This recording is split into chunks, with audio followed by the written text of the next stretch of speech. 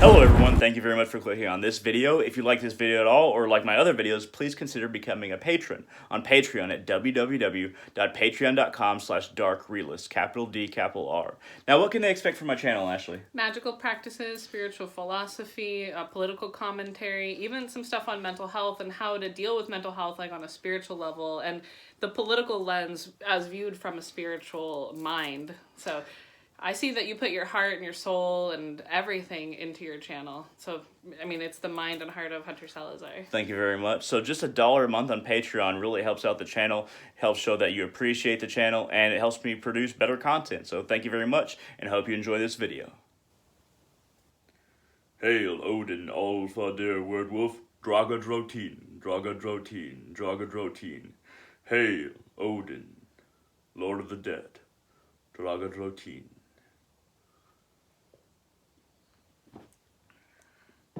Happy Halloween, everyone.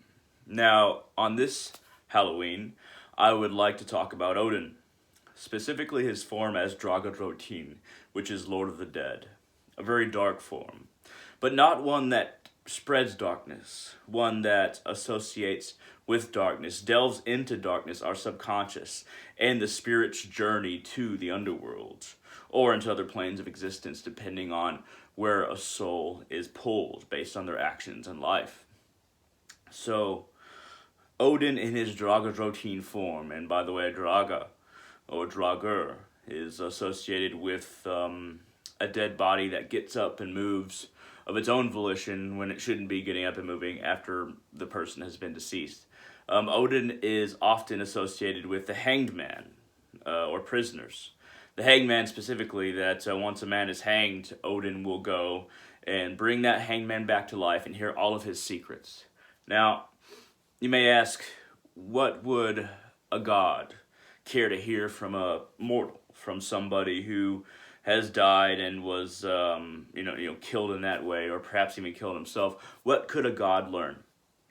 Now, when I think of Odin bringing these hanged men back to life and speaking with them, I'm thinking of Odin seeking something within that can't be said through words. Odin is channeling himself into this being and actually looking through the lenses that make up how this being saw.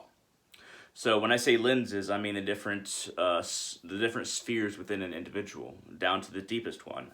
The first one being soul, the next one being spirit, the next one being mental, and the next one being how we display ourselves, how we identify with our material body.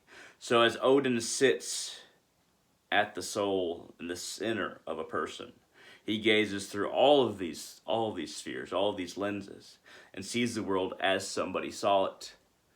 Now he does this himself. It is his constant work trying to gain as much knowledge as possible to prevent the world from ending for as long as possible. It's going to happen, Ragnarok is going to happen, but he wants to prevent it for as long as possible. So he looks through the lens of an individual after they die, assuming that person is open to it, and assuming that sometimes, if they're not, and assuming that that person, I would say significant, but I think everyone is significant, and he's willing to look through every lens, all the lenses within a person, no matter who that person was.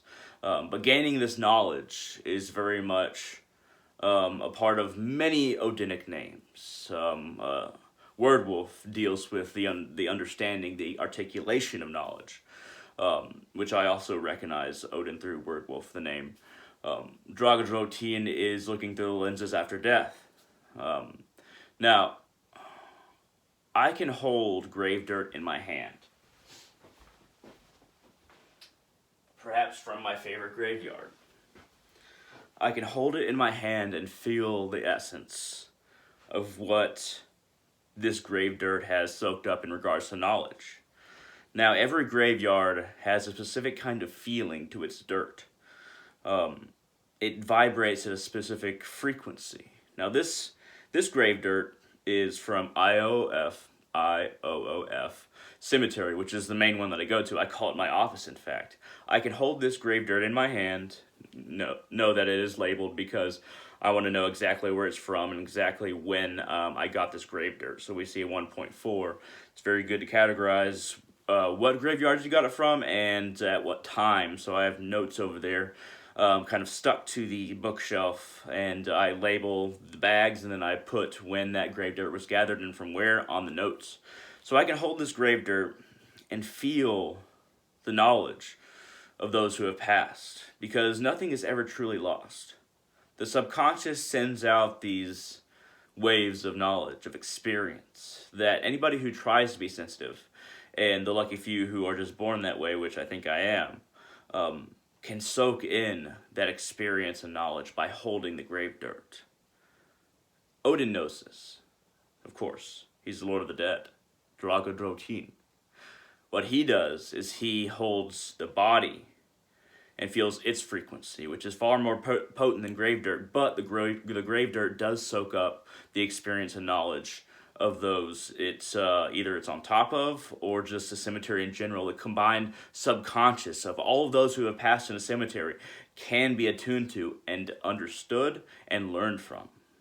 Now, holding this grave dirt, it should feel a little cold, but there should be an inner warmth. So the surface of this grave dirt feels cold. I feel this death energy. But at the center, I feel something else radiating. Like there's just a little bit of life that has this kind of heartbeat and sends out waves in the center of this grave dirt. That means that it is still active, that there is activity in this grave dirt. You'll rarely find a cemetery or a graveyard that doesn't have grave dirt that is emitting some kind of wave, some kinds of frequency, that all the experiences and knowledge of the people under it and around it have experienced in their lives and are putting out. What you need to realize is that everywhere in the world, no matter where you are, the single place you find yourself, the few square feet, no matter where you're stepping, is a graveyard. Thousands of things, if not more, have died beneath every inch of dirt that you step on, every foot of dirt, every square foot of dirt. That reflects upon the consciousness when one is sensitive to it. You don't have to go to a cemetery to speak with the dead. You can be exactly where you are right now and speak to the dead. You can get close to the dead no matter where you are, because there are pieces of those lives who have passed right beneath your feet, always. You just have to know how to look. You just have to know how to listen. You just have to know how to think.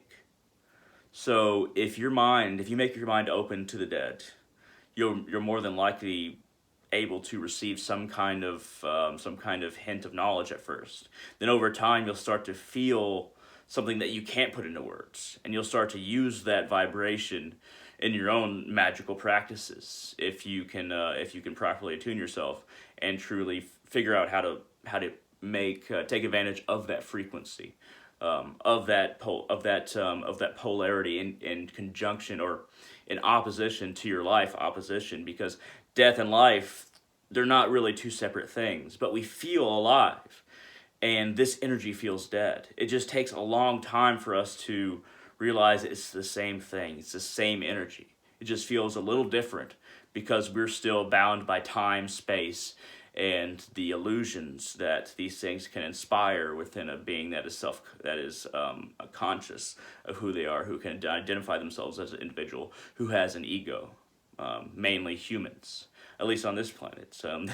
There's plenty of other planets with plenty of other sentient species that are self-aware. But here, it is humans. And another thing, I say sentient and self-aware, but really there's all kinds of beings and creatures that are either just on the cusp between Midgard, this world, and other worlds on the other side of the veil. Or they're actually here and they just hide from us, because we as human beings are very aggressive. We have a tendency to shoot first, ask questions later, to destroy something that is foreign, especially if it's a different species, before trying to understand it. So there's a lot of beings on this earth that are hiding from us because of that. There are certain beings that you will kind of pick up in graveyards, you'll kind of feel. And I don't mean ghosts, and I don't mean even human beings. There are spirits within a graveyard that feel at home there, that perhaps were never human. And you'll slowly just start to see them out of the corner of your eye. You'll slowly start to feel that they're there once you become more sensitive. One example is the Icelandic elves, for instance. Not the elves that you're thinking of with Santa Claus, not the elves from Lord of the Rings, though that's a little bit closer, but really the Vanir. There are some that are on this plane of existence, and even now in Iceland, you can't build a road through certain elvish sanctified grounds, ones that people know elves live on or have lived on, because they don't want to bring the wrath of that spiritual species that is here now. They just are really good about hiding from us, and I don't want to say that they can turn invisible, but they are so good at hiding that they are much better than any animal we know of as far as avoiding humanity. There are many creatures throughout this world, many different species throughout this world that are very good about hiding from us because that's the only way that they've survived for as long as they could. And another thing is that gurus, spiritual masters, and those who take care of this planet hide these beings from us so that free choice isn't affected. So that it's not obvious that we are spiritual beings in a spiritual place. Free will must remain active for this game to continue. So, when you make offerings in a graveyard, there's a few different things you can offer to. You can offer to the spirits of the dead. You can offer to family members, of course. You can offer to those hungry ghosts that are so attached in this life but still wander because they were so attached they just can't move on. And then there are beings you can offer to in graveyards. So, what I'm about to say might seem crazy, but goblins. If you make offerings to goblins or fairies, beings that are kind of not just on the cusp of this realm and realms across the veil. And by the way, right now on Halloween, the veil is very thin. You can offer to goblins and offer them, some food that you like, and then in exchange, over time, you can just, when you offer the food into a bush or into a patch of grass, tall grass, you could say, here, I present you with this. Can you perform some little task for me? And as far as goblets go, the little tasks are very small. Can you make sure that I get home okay? Can you help me to kind of defend some of my ritual implements? Can you defend the offerings that I make to the dead? Can you kind of wrap up some energies that I just keep on losing track of and remind me? And then you'll feel this consciousness in tune with your own that reminds you of something that you needed to remember. They are not bound by the same materialistic, I guess you could say, spheres that we define our world through. Fairies, they're actually a little bit more dangerous, surprisingly. Fairies, they're very easy to offend. You can't ask for anything the first time you offer, and a lot of the time you shouldn't ask for anything at all. And you should just leave offerings for the fairies to say, here, I offer this to you, fairies, and you leave it beneath a tree or in some shrubs and tall grass, similar to how you would offer to goblins. But fairies, they get offended when you tell them to do something or ask them to do something. So a lot of the time you just make offerings to them, and they'll do a few little things for you in your life. They'll make sure that you won't cross some boundaries that will rob you of your energy. They'll kind of make it obvious that, okay, don't go into this area. And it might just be a ping in your head, or perhaps an area will be blocked off. They'll actually also take care of your garden. They'll take care of the forest that you kind of operate in. They'll make sure that your ritual space is undisturbed. These aren't big tasks, but fairies are very well attuned to, I guess you can say, nature in and of itself, in ways that it's hard for us to really understand. So I wouldn't ask fairies for anything. I'd just be like, okay, I offer this to you, fairies. I hope you enjoy it. And then you'll find a few little good luck things will happen in your life, and you'll find some synchronicities to be more frequent than they were before. Before going into any detail, I just would like to say that I do believe in all these things that I'm telling you. I usually don't speak about fairies and goblins because it makes somebody sound crazy.